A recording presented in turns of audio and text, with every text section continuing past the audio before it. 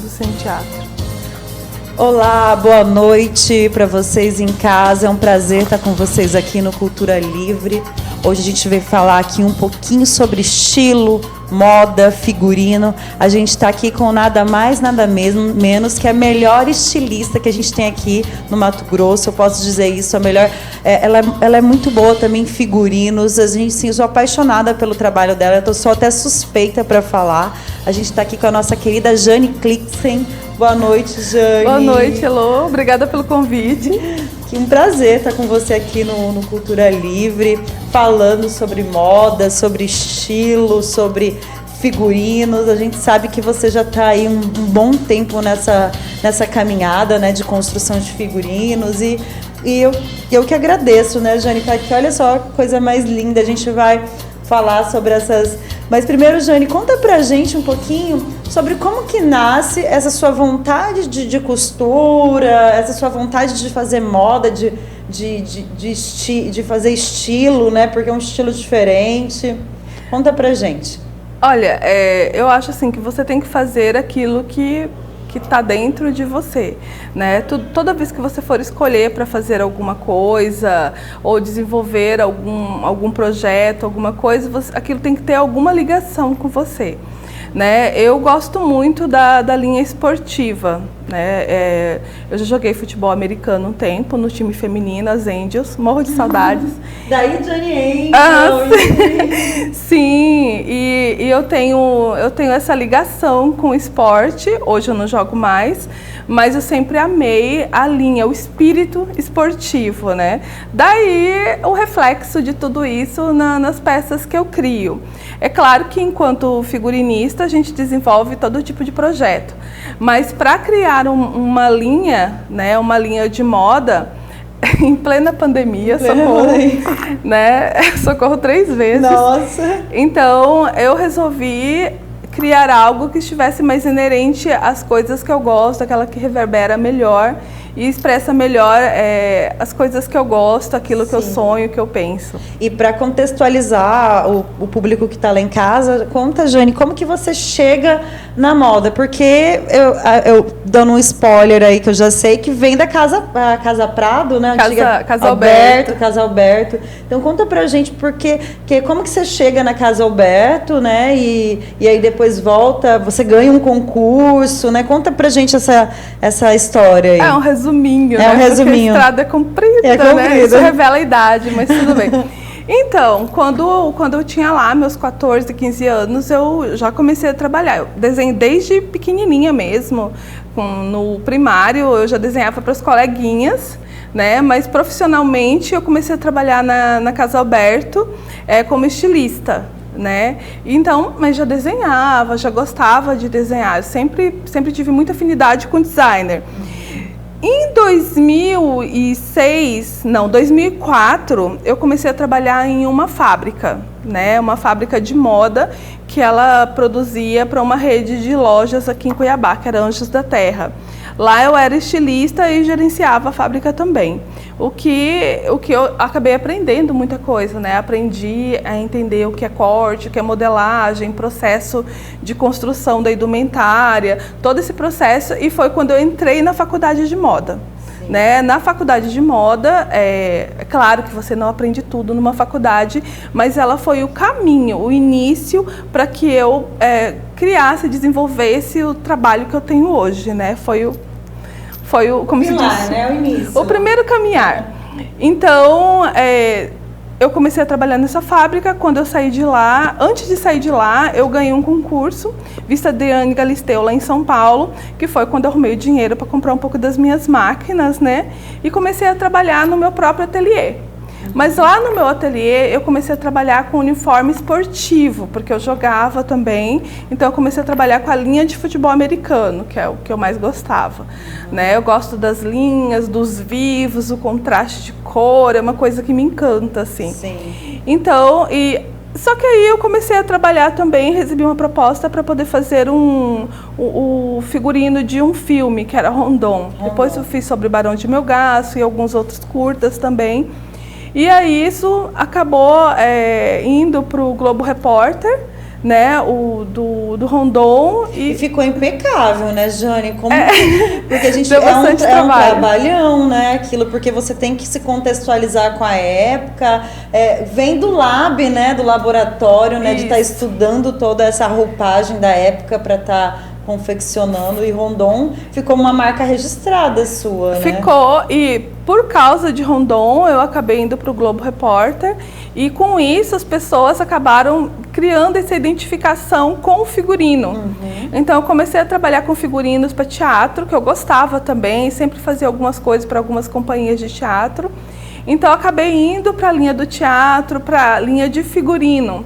Né? E as pessoas me procuravam basicamente para figurinos, né? E o fator tempo estava ali presente, né? Isso. E por causa disso, eu comecei a trabalhar com essa linha. Aí eu comecei a trabalhar com figurinos de balé também, para a área de dança, que envolvia esse processo de criação. Uma das maiores escolas, né, de balé fazem confeccionam com você até hoje, né? Sim, o Opera Balé. Isso. O Opera Balé eu faço figurino para eles já tem muitos anos.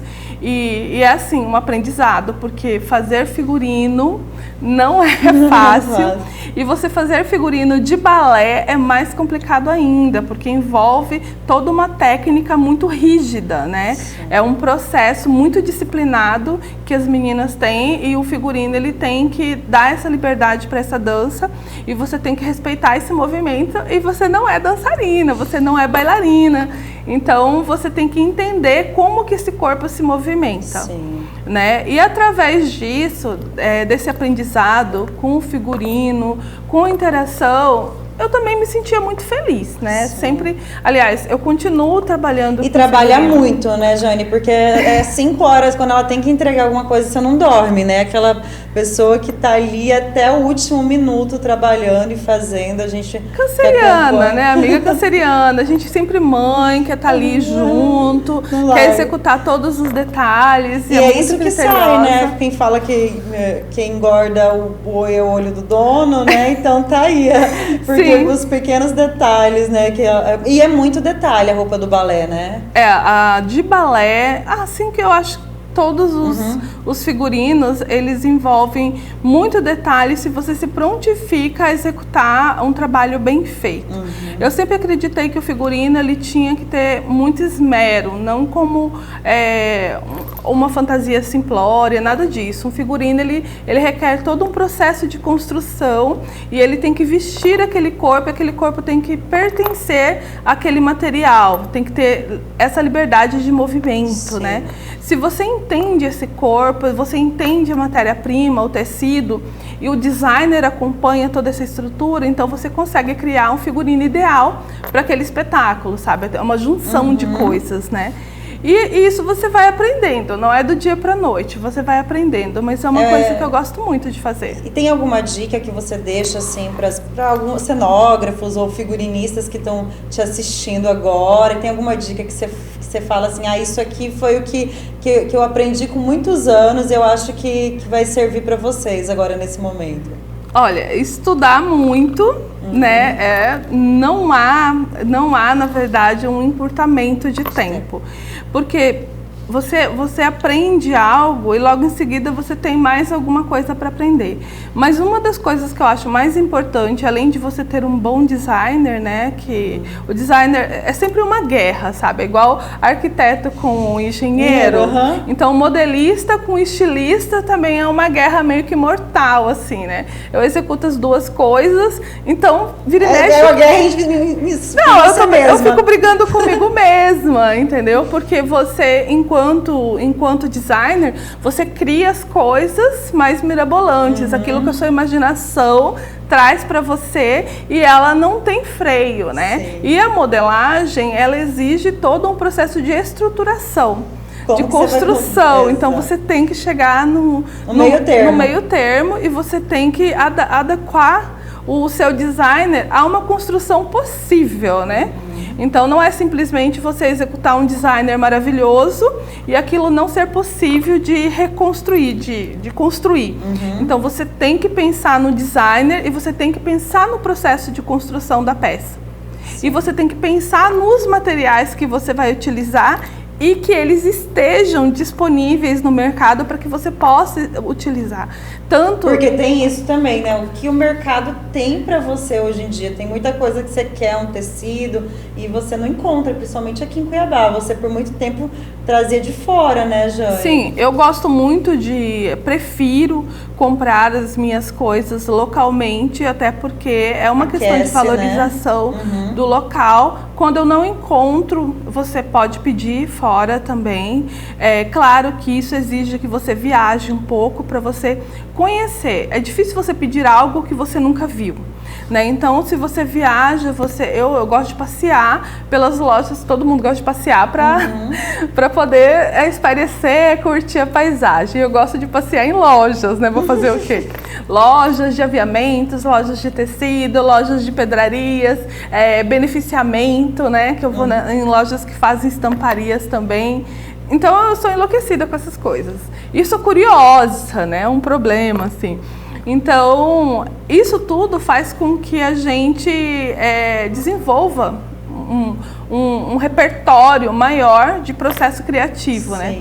E aí, entre o que você imagina e o que você constrói de fato numa peça, tem um distanciamento, mas eu gosto que seja um distanciamento possível, né? Então, o que eu posso executar com isso, né? Então, trabalhando ao longo do tempo em fábrica, a gente acaba se adequando a essa realidade. Já está bem ciente disso, né, Jane? Eu acho que isso é uma boa dica mesmo, porque às vezes a gente acaba se frustrando, né? Você desenha lá, faz algo porque, nossa, eu quero isso, eu vou usar esse tecido, mas aí você vai ver na hora, não tem o movimento que você imaginava que teria, ou não tem o brilho, ou e aí é isso mesmo, né? Dentro da possibilidade, isso se tornar concreto, né? Sair do papel. Eu acho que isso você experienciar, sabe? Você tem que... As meninas que estão ingressando agora, tanto no designer quanto na confecção, então elas experimentarem, sabe? Fazerem parcerias, é legal. Fazer parceria com outros ateliês, oferecer o trabalho em troca de alguma coisa, para poder estar... visualizando, trocando experiência. Só assim elas vão conseguir aumentar o repertório, né? Então, tem muitas meninas, ex-alunas, alunas minhas da faculdade de moda que eu tinha, que elas acabam indo no meu ateliê, passam às vezes madrugada lá comigo, vendo o que eu estou fazendo e como estou fazendo, mas é sempre interessante que se vá em outros lugares também e veja, sabe? Você tem que abrir seus horizontes e você tem que ver como as peças são construídas, porque realmente dá muito trabalho e às vezes não tem a valorização necessária que você espera, né? Não é tão valorizado. A gente tem aí um mercado bem competitivo, a gente tem aí uma linha de produtos industrial que vem de fora, né? E que acaba... barateando demais. Barateando o custo e que não tem o mesmo acabamento, mas esteticamente, visualmente, ele é parecido. Então, como você mostrar para o seu cliente o seu processo de construção é muito importante. E não deixa de ser um processo artístico, né, Jane? É totalmente isso que você falou. Porque antes de vir, na verdade, a pessoa vê a peça pronta e quer dar o preço por isso, mas ela não vê que você teve que desenhar, você teve que pensar nas cores, você teve que pegar o melhor aviamento, a linha ideal para costura. Então, tudo isso está no produto final, isso agrega valor ao produto final e é isso que as pessoas não vê, o trabalho do artista, né? Porque é um trabalho minucioso, né? Antes de você chegar no designer, você já tem que ter tido um processo de pesquisa. Sim. Pesquisa de mercado, pesquisa de materiais, pesquisa de tendência, né? É um risco bastante grande você investir em algo que você não sabe ainda se vai ser uma febre, se as pessoas vão realmente gostar daquele estilo. Por isso é importante você ter seu próprio nicho de mercado, né? Ter aquele público que já se identifica com o produto que você faz, né? Então, Então, eu tenho o meu público e ele se identifica, mas é interessante até que dentro dessa linha, desse nicho, você tem até umas vertentes muito diferentes, assim, né? E acontece de ter pedido, Jane, eu queria algo, eu gostei disso, mas tem como você fazer dessa forma, assim, chegar para você fazendo um pedido específico, acontece muito?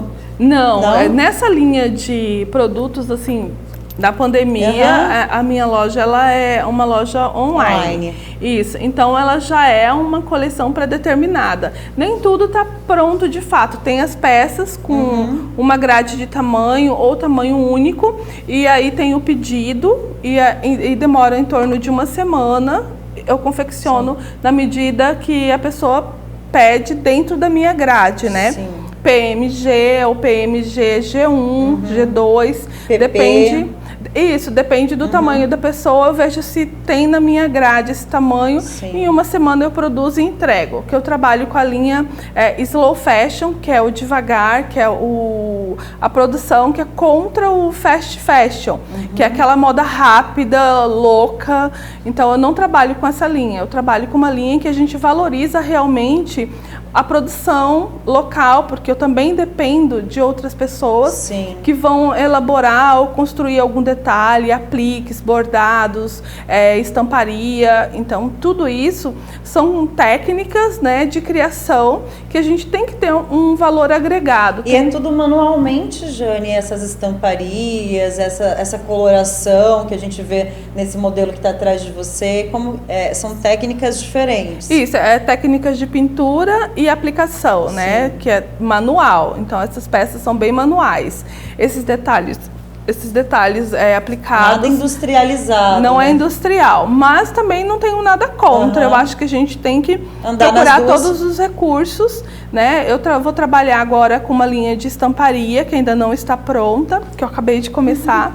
Então tem uma linha de estamparia que é de sublimação bem legal, muito bonita, e ela também envolve essa técnica mais industrial com uma técnica mais artesanal. Eu acho que a junção desses itens agrega valor à peça, né? E aí o cliente fica sabendo desse processo através do Instagram ou das mídias. Então eu vou colocando um pouco do processo de como eu vou desenvolvendo esse produto.